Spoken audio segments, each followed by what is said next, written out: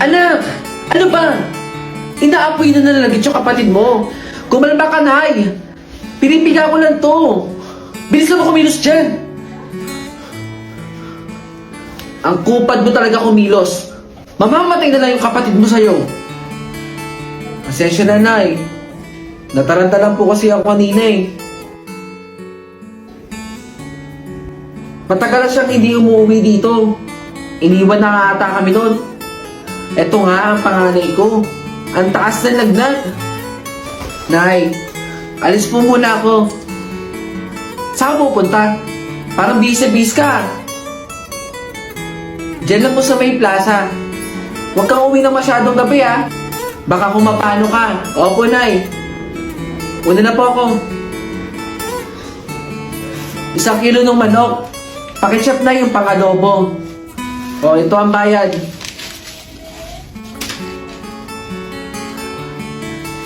Ito, Mare. Nakakain ng 3 beses sa isang araw. Ayos naman.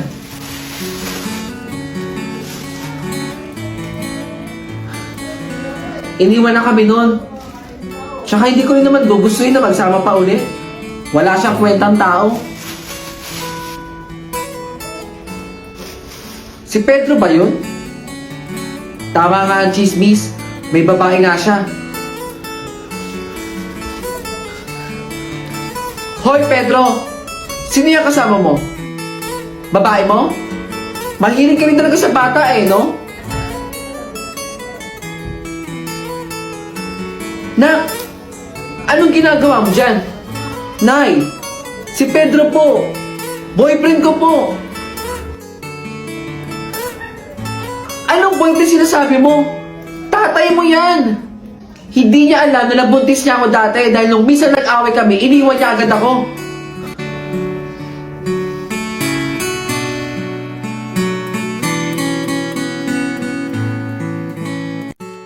Hoy, Carl! Lumabas na naman ang bahay niyo. Yari ka na naman sa mama mo. Huwag kang maingay kay mama. Minsan nga lang ako makalabas eh. Hindi kita isusumbong. Basta penya ko nakakainin mo ha. O sige, tara. Pagkain lang naman eh. Walang problema. Laro tayo. Habol-habulan. Kung sino mahuli, siya ang taya. Naku! Laro na naman. Eh madali ka nga maasar pag natatalo. Baka matalo. Puro kasat-sat. Simulan na natin. O sige, sige. Lapag ko lang to.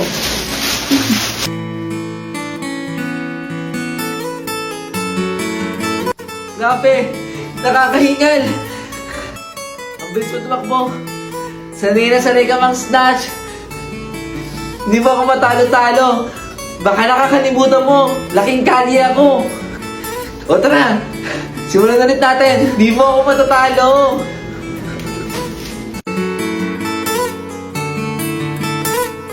Ayun. Hindi siya pumunta. Diyos ko, nakakaawa yung bata. Mark. Nabundol yung bata, tulong! Uy, Mark. Tumayo ka dyan. Mark. Asa ba yung mga magulang nito? Gumising ka. Ikaw na lang yung totoong kaibigan ko, Mark. Mark. Naghahabulan daw yan kasi sa kalsada. Uy, Carl. Carl.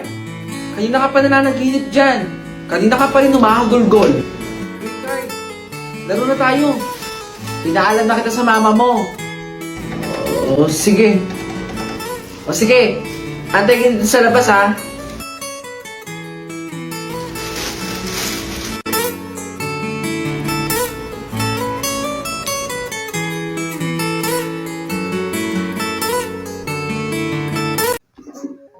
Joshua, bakit na naman ba umiiyak yung kapatid mo? Ano naman bang ginawa mo? Ma, kasalanan naman po niya. Panganay ka, di ba? Dapat tinutularan ka ng kapatid mo. Kasi nga, panganay ka. Ganun nga po ginagawa ko. Pinapakita ko po sa kanya na panganay po ako. Pero dyan sa pinapakita at inaasal mo, kahit kailan hindi mo pinatunayan sa akin na dapat panganay ka. Sige na, pumasok ka na sa kwarto mo. Bunso, Bunso! Oh, Bunso! Meron ako ibibigay sa'yo. Gamitin mo to, ha? Oh, sa'yo na.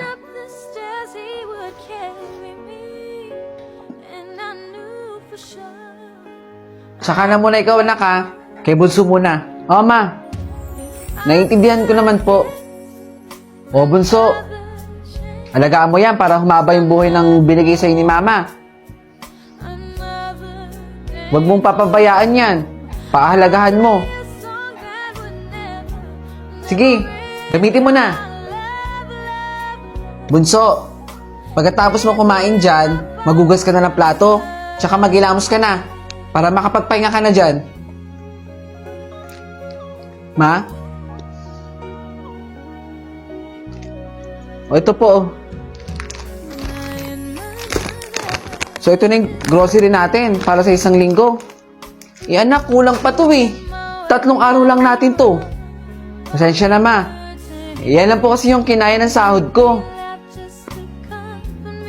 Ma, di ba dapat po maging grateful na lang po tayo? Kasi yung binigay ko po sa inyo, ma, pinaghirapan ko po yan. Yan.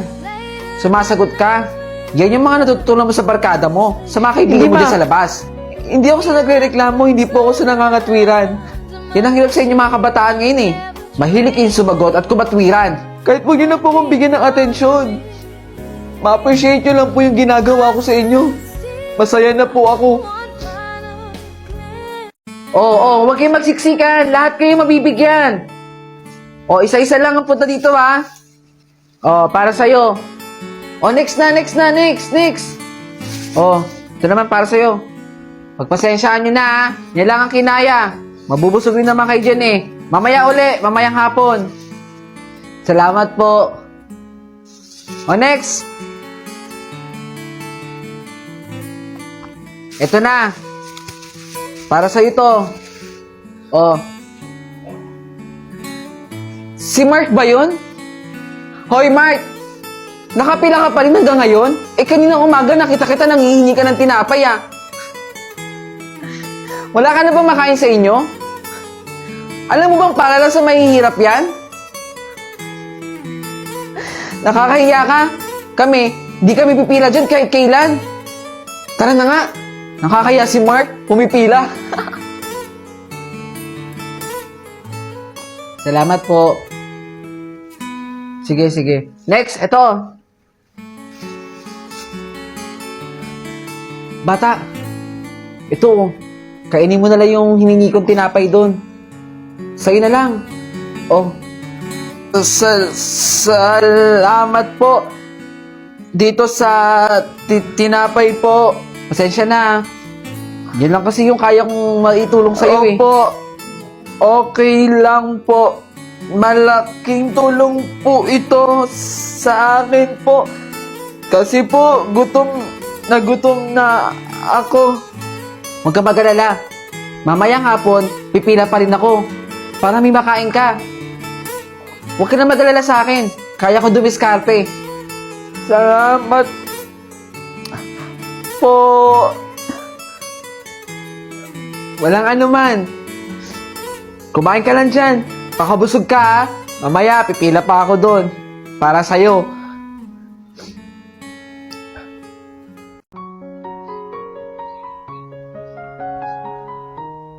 Apo. Lola. Bakit po?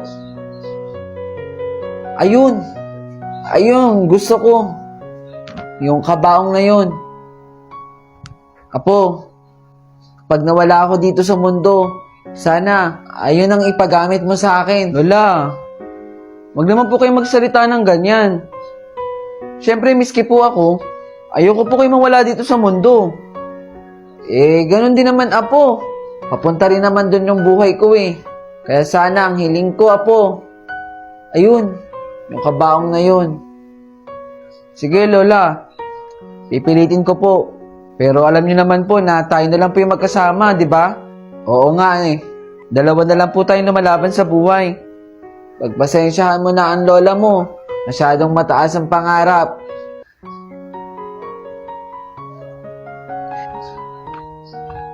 Apo, anong ginagawa mo dyan? Bakit nagpopokpok ka? Ginagawa ko na po yung kabaong.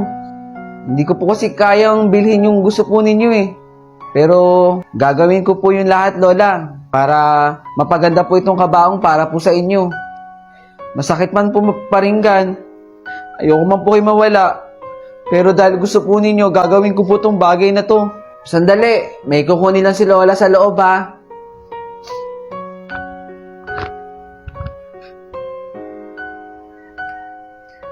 Opo, magkape ka muna. Salamat po dito. Yung kape na yan. Galing to sa Shopify. Opo, masarap po talaga yung kape po niyan. Caramel macchiato ang flavor. Simple lang po ang gusto ko. Makasama po kayo ng matagal na panahon po. O siya, sige. Ako na lang ang bahala. Bibilan kita ng regalo. Apo! Apo! Apo! Nasa kaya yung batang yun?